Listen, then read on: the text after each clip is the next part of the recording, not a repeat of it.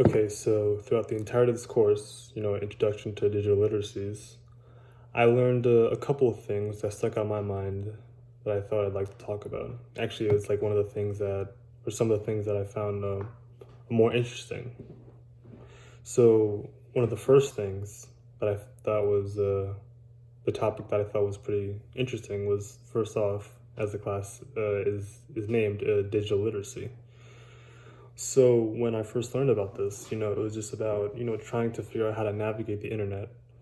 And, it goes back to when the internet, first was created. How are people learning the information or the knowledge to try to navigate this network more efficiently, more effectively, more conveniently?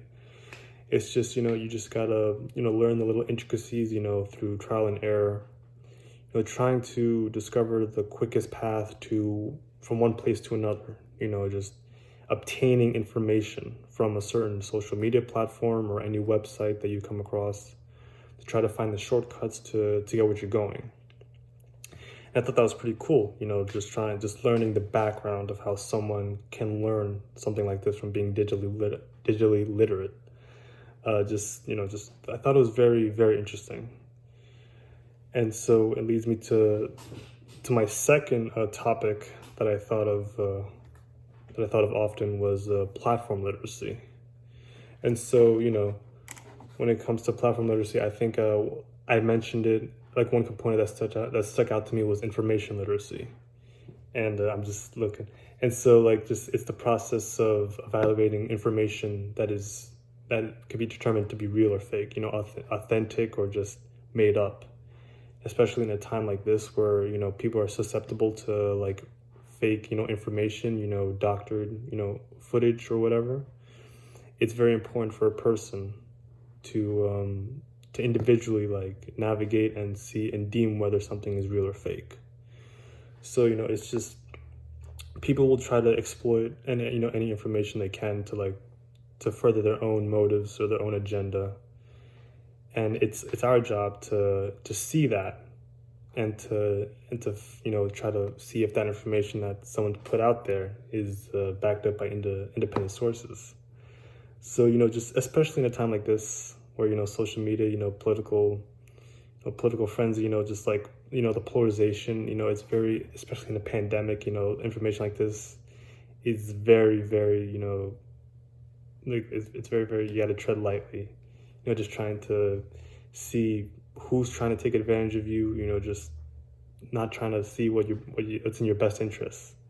It's only to like further their, like ambitions, their own selfish ambitions, I just as the way I would say.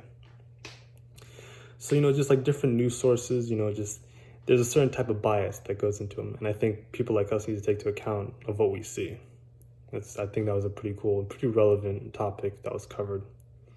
The third topic that I like to reflect on was leaving a digital footprint.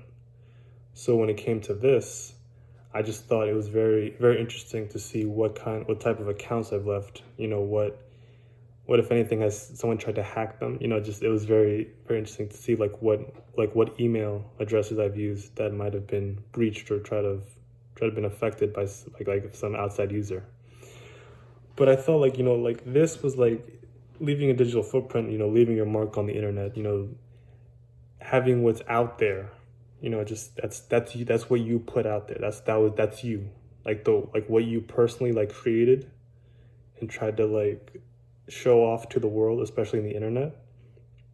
That's a big audience, especially with how many people are like slowly but surely like accessing the internet, and how more and more people are going to use social media, seeing your profiles, what you post as videos, your tweets or whatever, just anything like that, just like your work of art, your portfolio, just like anything you've created, anything you want to like yourself put out there, that's what leaving your digital footprint is.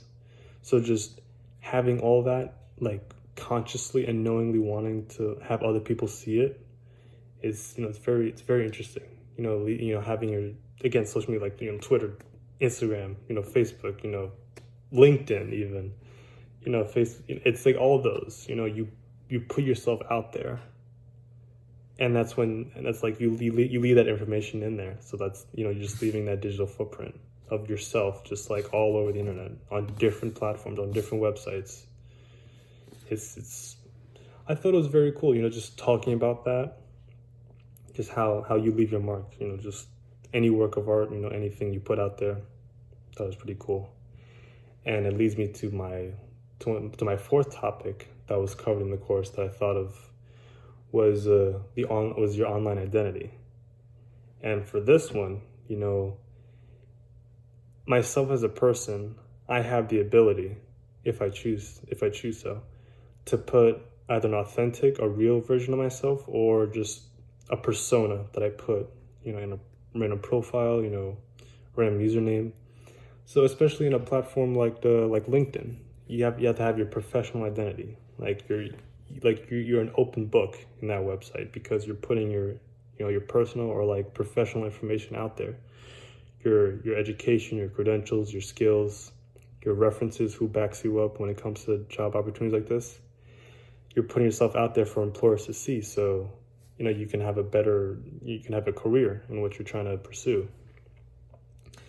And so I just figured, it's very, very interesting because you're looking ahead, especially this being my last year, just looking ahead and seeing what tools I can use to like further my professional identity.